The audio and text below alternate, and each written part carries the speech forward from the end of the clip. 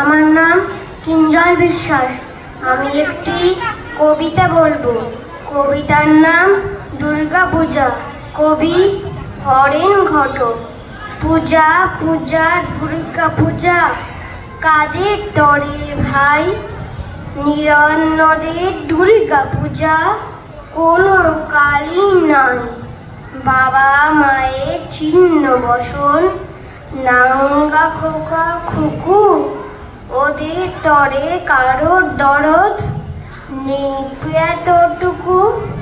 অন্নহীনের কান্না শুনি দেশের চারিধারে, ঢাকের আওয়াজ দিয়ে শুধু যায় কি ঢাকা তারে।